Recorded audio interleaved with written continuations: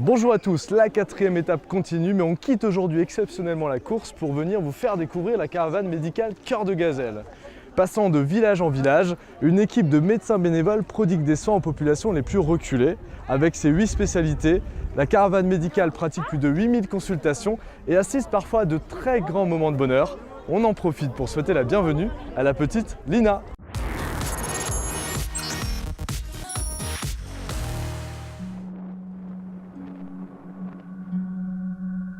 Comme tous les jours, les médecins de Cœur de Gazelle prennent la route. J'aime beaucoup la complicité, le travail en groupe des gens, ils sont sympathiques, on s'entraide. Et ici, il faut faire tout. Il faut faire pharmacie, il faut décharger le camion, et il faut aider là et là, il faut être utile. Ici, ma propre devise, je dois être dans la solution et pas dans le problème. Toujours dans la solution. Tout au long de l'année, la caravane de Cœur de Gazelle recueille des dons pour aider la population locale. Ces fauteuils, par exemple, ont été offerts par Don Plus. Il s'agit d'un patient âgé de 72 ans qui a été opéré pour une cataracte il y a 7 ans. Il devait revenir 15 jours plus tard pour l'ablation des fils. Il n'est pas revenu, donc il se présente 7 ans plus tard avec des fils toujours en place. Donc on va essayer de les enlever avec les moyens de bord.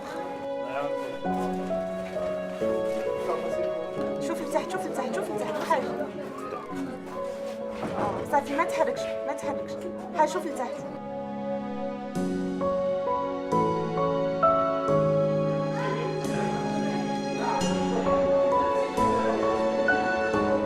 Je sollicite des partenaires, notamment Essilor, qui est un de nos grands partenaires, qui va nous prêter tout le gros matériel et qui va aussi nous apporter beaucoup de verre, notamment sur les fortes puissances.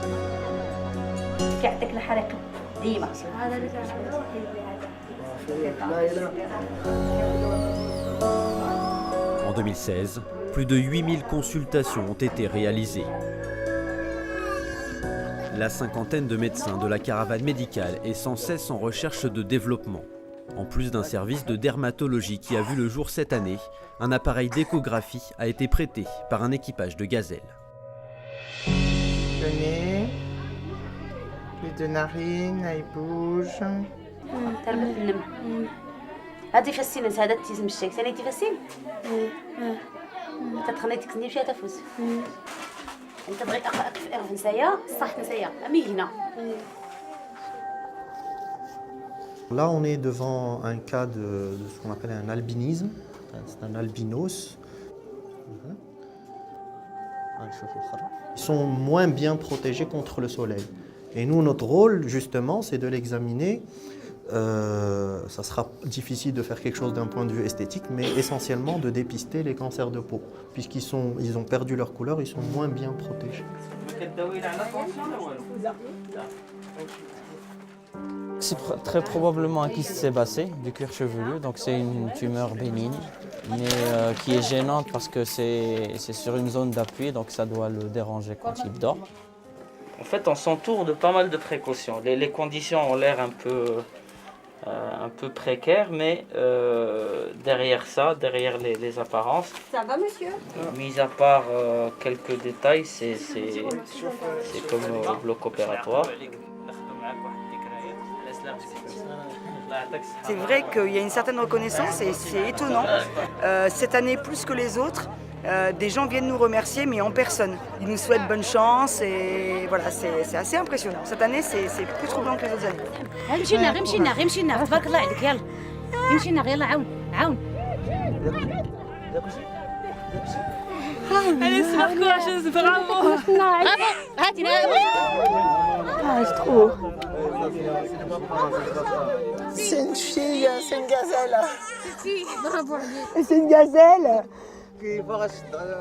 Oh, c'est beau, ce petit cri.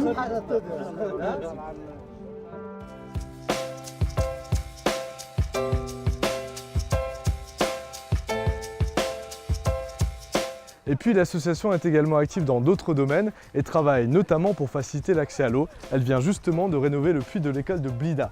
16 autres puits ont déjà été construits dans la région du Tafilalet et 5 autres vont être réalisés cette année.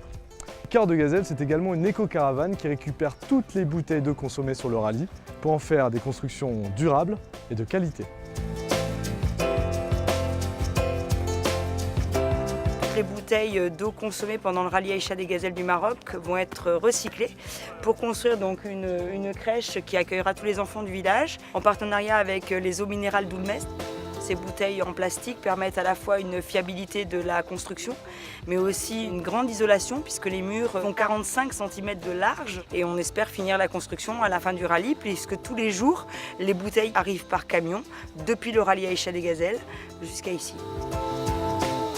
L'environnement et le développement durable, deux thématiques essentielles pour l'association, reconnue d'intérêt général depuis 2001.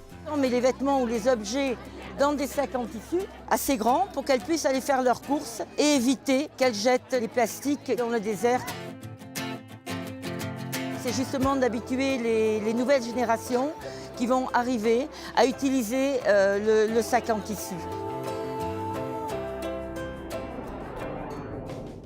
Et pendant ce temps-là, les gazelles arrivent enfin au bout de cette 4e étape, une étape marathon longue, très longue, de plus de 330 km qui aura mis les corps et les machines à rude épreuve, suffisant ou non pour faire vaciller le classement.